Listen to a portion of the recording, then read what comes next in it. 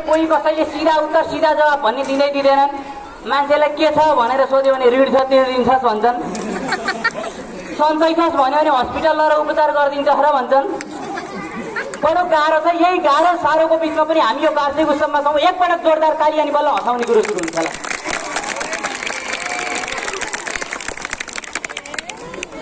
समस्याहरू धेरै सुनियो, अब राम्रा कुराहरू पनि धेरै सुन्नुपर्ने। आज तपाईँहरू पाहुना जस्तो हो। तपाईँहरूलाई आज जसरी हँसाइन्छ, आज जसरी रमाइलो गराइन्छ, फेरि भोलिबाट त्यसरी गराइन्न।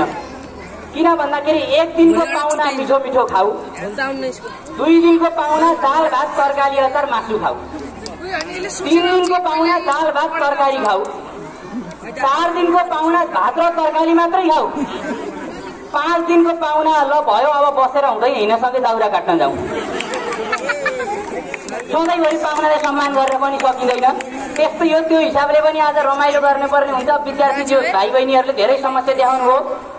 यहाँ पुरस्कार लिने बेलामा ताली बज्दैन, किनकि पुरस्कार भन्ने चिज यस्तो रहेछ जुन लिँदा रमाइलो हुने, हेर्दा जेउला हुने। पाएका अभिभावक घर कसैको बच्चाले पायो हेर्ने अभिभावक समेत खुसी हुन्छन् कि बेलुका घर गएर बच्चाले गाली खान्छ। हेर छिमेकीको छोरोले पायो त के भएको के भएको के भएको। अनि दुईजना 9 कक्षा पनि केटा र केटी गफ गर्दा रहेछन्। केटाले भन्दो रहेछ मलाई त यस्तो टेन्सन छ कि यस्तो टेन्सन छ। केटीले भनिन्छ के टेन्सन भयो तिमीलाई भन न। मलाई त यसपालि बाबाले फेल भयो भने अटो किनिदिने भन्नुभएको छ। केटीले भनिन्छ राम्रै भयो त, मलाई नि बाबाले फेल भएदेखि अटो ड्राइभरसित बिहा गरिदिने भन्नुभयो। अवस्था त्यस्तो हुन्छ क्या। फेरि विद्यार्थी ट्यालेन्ट पनि कतिसम्म हुन जानेका हुन् आजकलका विद्यार्थीहरू। हेर्नुहोस् है ट्यालेन्ट। सरले सोध्नुभयो लवन संसारको सबैभन्दा लामो सर्प कहाँ पाइन्छ? विद्यार्थीले भन्छ सर लुडोको 99 मा। सरले सोध्नुभयो लवन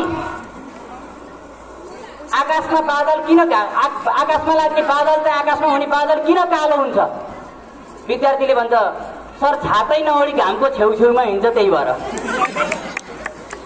विद्यार्थीले चाहिँ सरले सोध्नुभयो लवन संसारको सबैभन्दा ठुलो पानीमा बस्ने जीव के हो? Sir whale. त्यसो भए अर्को भन्।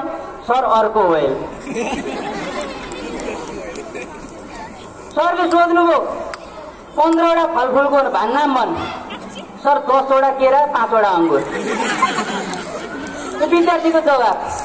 अब भर्खर हामी कोरोनालाई पनि जितेर आइरहेका थियौँ। खास कोरोना आउँदाखेरिको हाम्रो स्थिति अलि पहिलासम्म मास्क लाउने हामी मास्कवाद भइरहेका थियौँ। राजनीतिक दलहरूले हामीलाई अलि पहिलासम्म कोरोनाबाट मास्क लाएर सुरक्षित हुन भन्नुभयो। अहिले 3 दिने सभा गरेर मास्कवाद होइन मासुवाद खुवाउनु भएको छ। हामी 3 दिने हिँडिरहेका थियौँ। अस्ति काठमाडौँमा एउटा पार्टीले सभा गरेको गाउँभरिका जम्मैजना मान्छे गए। किन भनेर भनेको पशुपति दर्शन गराउन लग्या रहेछ। त्यो विधि विधानको कुरो कसलाई के मतलब।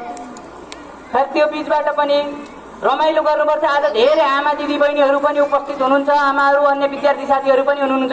उहाँहरू सबैलाई पुग्ने टिप्सहरू पनि छ र मलाई यो कार्यक्रममा बोलाउने विशेष त म नारद मणि सरलाई पनि सम्झिन्छु। किनकि अहिले नारद मणि सर यस्तो धेरै चल्नुमा छ। माडीलाई मडी बनाउने त भनियो। प्रचण्डजीलाई सोधियो माडीलाई मडी बनाउने भन्नुभएको कुरो कतिसम्म सत्य? उहाँले भन्नुभयो निश्चित रूपमा हामी माडीलाई मडी त बनाउँछौँ, तर नारद मणि बनाउने कि चुडा मणि बनाउने बडो कन्फ्युज छ। सरको योगदान पनि राम्रै छ। जनजीवन स्कुललाई उच्च मावि बनाउनदेखि लिएर यो स्कुलमा पनि राम्रै योगदान गर्नुभएको छ। यति पनि मलाई बोलाएको भएर भनिदिएको, नत्र भन्दिनँ। नारद मणि सरले उहाँकै पनि म एकछिनमा कुरो गर्छु। रामप्रसाद भण्डारी सर तपाईँलाई पनि म विशेष गरी प्रशंसा गर्छु। रामको अहिले धेरै चर्चा चलिरहेको छ।